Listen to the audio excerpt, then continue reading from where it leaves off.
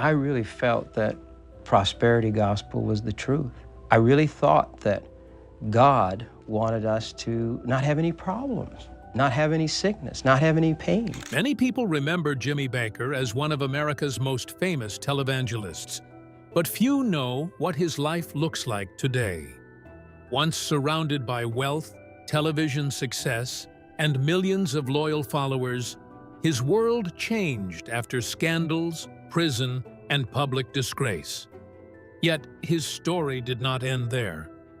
Today, Jimmy Bakker lives a very different life that still surprises both supporters and critics.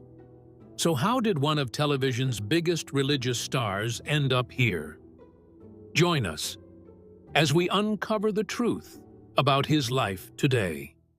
The televangelist everyone thought had disappeared. For many people, Jimmy Bakker is a name from another era. In the 1970s and 1980s, he was one of the biggest faces on Christian television. His program, the PTL Club, reached millions of homes, and together with his first wife, Tammy Faye Bakker, he built what looked like an unstoppable religious empire. At the height of his fame, it seemed almost impossible to imagine a world where Jimmy Bakker would fade from the spotlight. But that world eventually came. After years of scandals, prison time, financial collapse, and the end of his marriage to Tammy Faye, many assumed Bakker had disappeared from television forever. Instead, he quietly returned. In 2003, he launched The Jim Bakker Show, hoping to rebuild both his ministry and his public image. Unlike the massive audiences he once attracted, this new version reached a much smaller group of viewers through networks like Roku, DirecTV, Dish Network, and on-demand services. Yet the biggest surprise wasn't that he returned. It was how different his message had become. Years ago, Bakker often spoke about blessings, success, and financial prosperity. His modern broadcasts moved in a completely different direction. Instead of promising a brighter future, he focused heavily on warnings about the end of the world. Episode after episode discussed biblical prophecy, coming disasters, economic collapse, food shortages, and preparing for what he believed were the last days. It was a dramatic change from the television personality people remembered decades earlier. Around the same time, Jimmy Bakker's name started appearing in the news again for other reasons. Interest in his story grew after the release of The Eyes of Tammy Faye, the film starring Andrew Garfield as Bakker and Jessica Chastain as Tammy Faye. The movie introduced a new generation to one of the biggest televangelist stories in American history. Following the rise of the PTL empire, the scandals that destroyed it, Bakker's imprisonment, Tammy Faye's later life, and her long battle with cancer before her death. While the film looked back at the past, Bakker was still trying to stay relevant in the present. That became especially controversial during the COVID-19 pandemic. During his broadcasts, Bakker promoted a product often called the Silver Solution, suggesting it could help fight the virus. The claims quickly drew widespread criticism and legal attention. Major credit card companies reportedly stopped processing payments connected to those sales, making it harder for the ministry to sell the product. On air, Bakker even urged viewers to mail checks directly to the ministry, saying the financial pressure could force the organization toward bankruptcy. For critics, it felt like history repeating itself. Despite everything that had happened over the previous decades, Bakker remained determined to continue broadcasting. His personal life had also changed significantly. After divorcing Tammy Faye in 1992 following the collapse of PTL, he married Lori Bakker in 1998. Lori had worked as a youth minister before becoming involved in television ministry. She also authored several books, and eventually became one of the main faces of Bakker's new program. Together, Jim and Lori built a new base of operations in Branson, Missouri, before relocating in 2008 to a place called Morningside. Morningside was designed as far more than a television studio. It became an entire religious community where the program could be filmed while supporters lived nearby. According to reports, former PTL associate Jerry Crawford invested around $25 million into the project and retained ownership of much of the land. Today, visitors can attend recordings of The Jim Bakker Show without buying a ticket. Admission is free, although there's one warning that surprises many first-time guests. A single recording session can last up to 6 hours, with many audience members actually living in the Morningside community. Visitors can also stay overnight, explore the grounds, and see the towering 15-foot statue of Jesus. At first glance, it appears to be a peaceful retreat, but many observers have described it as something very different. A place that feels frozen in time, almost like a reminder of what PTL once hoped to become. Inside the studio, familiar themes continue to dominate the broadcasts.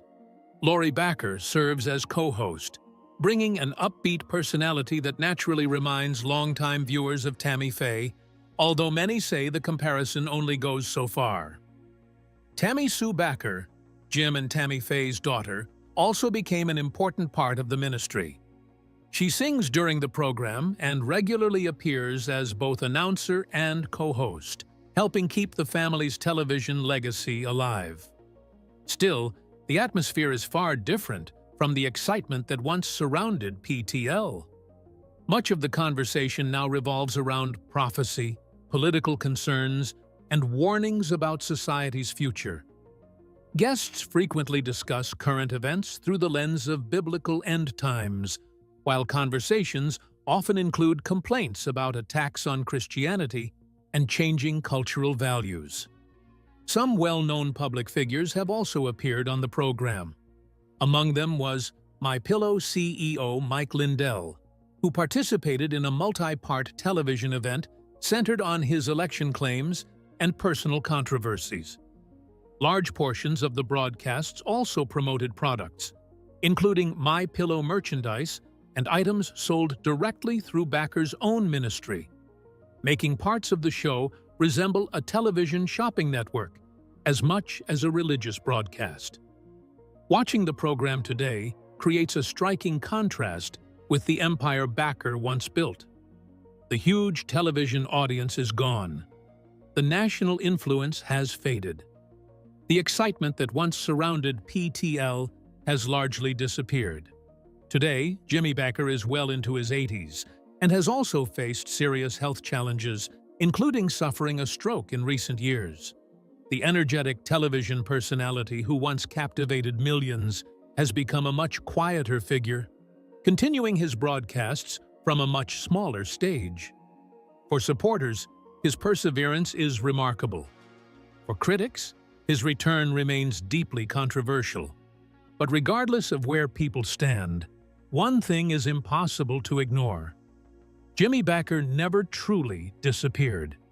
He simply returned in a form that very few people ever expected. But where did it start from?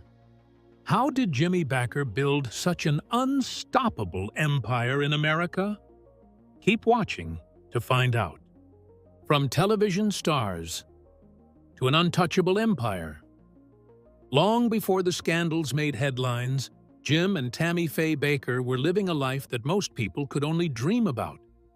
They weren't just well-known pastors, they were celebrities. Their faces appeared on television almost every day. Millions of people watched their programs, and supporters across America believed they were helping build one of the greatest Christian ministries ever created. At the center was the PTL Club, a television program that transformed religious broadcasting. Rather than a traditional church service, Jim Bakker created an entertaining talk show format, often described as a Christian version of The Tonight Show, blending faith with celebrity-style interviews. There were celebrity guests, interviews, music, laughter, personal stories, and conversations about faith. It was lively, modern, and unlike anything religious television had seen before. The idea worked. By the mid-1970s, the Bakkers had become household names. Their show first aired on a small North Carolina television station owned by media entrepreneur Ted Turner. But Jim Bakker had much bigger ambitions. Rather than relying on one station, he purchased airtime across the country so the program could reach millions of homes. Then came another major breakthrough. In 1978, Bakker launched his own satellite network, allowing PTL programming to be distributed nationwide more efficiently than ever before. It was a bold move that helped transform a growing ministry into a television empire. Suddenly, viewers from coast to coast could tune in regularly, and the audience kept getting larger. But building an empire on that scale required enormous amounts of money. Instead of relying on traditional advertising, the Bakkers asked their audience for direct support. During emotional telethons, viewers were invited to become PTL Club partners by making monthly donations. Bakker often explained that, rather than selling commercial products like other television shows, they simply asked people who enjoyed the ministry to help keep it on the air. And people responded in remarkable numbers. According to former PTL security chief Don Hardister, the donations became almost unbelievable. Money arrived daily from supporters who deeply believed in the ministry's mission. Some mailed cash, others sent valuable jewelry, expensive fur coats, property deeds, and even family heirlooms. Hardister later recalled that there were times when the amount of money flowing into PTL was almost impossible to comprehend. As the donations increased, so did the Bakkers' lifestyle. They owned beautiful homes, drove luxury cars, traveled extensively, and enjoyed the kind of financial success few religious leaders had ever experienced. To many supporters, their wealth seemed like proof that God had blessed their ministry. Critics, however, increasingly questioned whether so much luxury matched the message they preached. Still, the success only encouraged Jim Bakker to think even bigger. He dreamed of creating something that had never existed before, a massive Christian resort where families could vacation, worship, and be entertained all in one place. That dream became Heritage USA. Built on roughly 2,300 acres in Fort Mill, South Carolina, Heritage USA grew into an enormous complex featuring a 500-room hotel, water attractions, conference facilities, recreational activities, and countless religious events.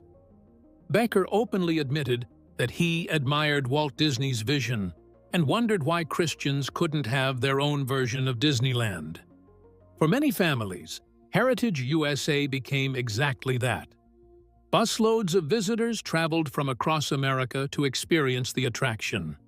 At its peak, it welcomed millions of guests every year, making it one of the country's most visited vacation destinations.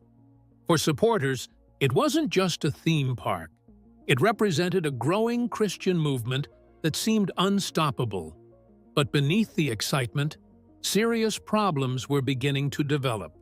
To help finance the expanding project, Bakker introduced what he called lifetime partnerships. Supporters who donated £1,000 were promised the opportunity to stay at the Heritage Grand Hotel for 3 nights every year for the rest of their lives. At first, the offer attracted enormous interest. Thousands upon thousands of faithful supporters eagerly contributed, believing they were helping build God's work while also securing future holidays for their families. The problem was simple. There weren't nearly enough hotel rooms. Investigators later found that more than 66,000 lifetime partnerships had been sold, despite the hotel having only a fraction of the capacity needed to honor those promises. Even if every room had been occupied year-round, there was no realistic way to provide every partner with the annual stay they had been guaranteed. It became one of the earliest warning signs that the ministry's rapid growth was outpacing reality. At the time, however, few people outside the organization realized how serious the situation had become. To the public, the Bakkers still appeared to be living the dream. Their television audience remained enormous, donations continued arriving, and Heritage USA looked like a shining example of Christian success. Inside the empire, though, the pressure was growing. The ministry needed more money to fund its expanding projects, maintain its luxurious image, and keep delivering on promises that were becoming harder and harder to fulfill. The world saw smiling television hosts, packed audiences, and endless success. What they couldn't yet see were the cracks quietly spreading beneath the surface. Before long, those cracks would widen into one of the biggest scandals in American religious history, bringing down an empire that once seemed impossible to shake. What finally brought this powerful empire crashing down so dramatically? Let's find out. The scandals that destroyed an empire and the life that followed. By the start of 1987, Jim Bakker seemed to have everything. His ministry was still growing, and construction had begun on a huge new project called the Crystal Palace, a ministry center expected to cost around $100 million. To his supporters, it looked like another sign that PTL was stronger than ever. But behind the scenes, everything was starting to fall apart. The first warning came inside Bakker's own home. In January 1987, Tammy Faye Bakker suffered what those close to the family later described as a serious emotional breakdown. Former PTL security chief Don Hardister recalled being with her during the incident, saying she experienced hallucinations and appeared deeply distressed. People around the ministry were already aware that Tammy Faye had been struggling with prescription substances dependency. 2 months later, the Bakkers told viewers in a recorded television message that Tammy Faye was receiving treatment for substance addiction. It was a difficult moment for the family, but an even bigger scandal was only days away. Soon afterwards, the Charlotte Observer published an investigation involving Jessica Hahn, a former church secretary from New York. Hahn claimed that in December 1980, when she was 21 years old, Jim Bakker had sexually assaulted her during a meeting in a Florida hotel room. She also alleged that PTL later paid her more than $200,000 in hush money. Jim Bakker denied committing sexual misconduct. Years later, he admitted that a sexual encounter had taken place, but insisted it had been consensual. Hahn continued to reject that version of events, and the allegations quickly became national news. The scandal destroyed Bakker's public image almost overnight. Facing enormous pressure, he resigned from PTL and asked fellow televangelist Jerry Falwell to temporarily lead the ministry while he focused on his family. But once Falwell stepped inside the organization, he discovered problems that reached far beyond the headlines. According to later investigations, PTL was carrying enormous debt and reportedly losing around $2 million every month. Years of rapid expansion, expensive projects, and financial promises had pushed the ministry to the edge. The relationship between Bakker and Falwell soon fell apart. In May 1987, Falwell publicly declared that Jim and Tammy Faye were no longer fit to lead PTL. He also claimed the couple had requested generous financial benefits if they agreed not to return, including high salaries, luxury cars, household staff, and a furnished lakeside home. The Bakkers denied they were acting out of greed. During a memorable interview with Ted Koppel on Nightline, Tammy Faye acknowledged that the requests had been discussed, but described them as part of normal negotiations. Jim Bakker jokingly added, "You start out at the top." The interview became one of the biggest television moments of the year. Meanwhile, federal investigators had begun examining PTL's finances. As they dug deeper, they uncovered evidence of an incredibly wealthy lifestyle. The Bakkers owned several homes, traveled on a private jet, drove Rolls-Royces and a Mercedes-Benz, wore expensive clothing and jewelry, and enjoyed countless luxuries. One detail that especially caught public attention was an air-conditioned doghouse, which critics pointed to as a symbol of how far the ministry had drifted from its original mission. In 1988, Jim Bakker was indicted on multiple counts of mail fraud, wire fraud, and conspiracy. Tammy Faye was never charged, although many people questioned how much she knew about the ministry's finances. The trial itself was filled with dramatic moments. One key witness was Steve Nelson, a former PTL employee who oversaw records connected to the Lifetime Partnership Program. Prosecutors believed he could show that Bakker knew the hotel program had been oversold long before supporters were told. Then, during his testimony, Nelson suddenly collapsed in the courtroom. The room fell silent. Some people thought he had died. Witnesses later recalled that Bakker became visibly shaken by the incident. The emotional pressure finally overwhelmed him.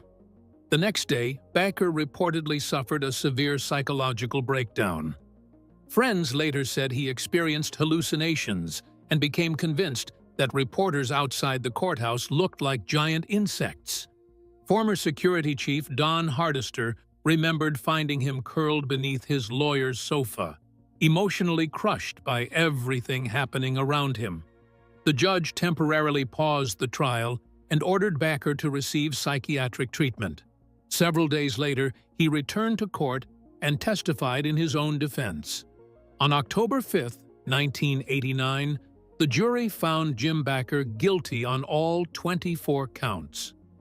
He was sentenced to 45 years in federal prison and ordered to pay a $500,000 fine. Many believed the punishment was unusually harsh. Bakker appealed, and in 1991, an appeals court upheld his conviction but reduced his prison sentence from 45 years to 8 years. After serving nearly 5 years, he was released on parole in 1994. While he was in prison, Tammy Faye filed for divorce, ending one of America's best-known religious marriages. She later married Roe Messner, the contractor who had helped build Heritage USA. But that marriage also faced trouble after Messner was convicted of bankruptcy fraud and sentenced to federal prison. Over time, Tammy Faye slowly rebuilt her reputation. Jim Bakker's story, however, was not over. After leaving prison, he settled in the Missouri Ozarks and began building a new ministry known as Morningside. In 2003, he returned to television with The Jim Bakker Show, this time alongside his second wife, Lori Bakker. His journey took him from incredible fame and wealth to scandal, prison, financial ruin, and finally to a much smaller ministry that still exists today. Whether people see his story as one of redemption, reinvention, or a cautionary tale, one thing is certain. Few public figures have experienced a rise, a fall, and an unexpected comeback quite like Jimmy Bakker. So, what do you think about Jimmy Bakker's fall from grace? Let us know in the comments section below. In the end, Jimmy Bakker's story is one of extraordinary fame, devastating scandal, and an unexpected return. Whether you see him as redeemed or still controversial, his life continues to divide opinions. Like, subscribe, and join us for more untold stories.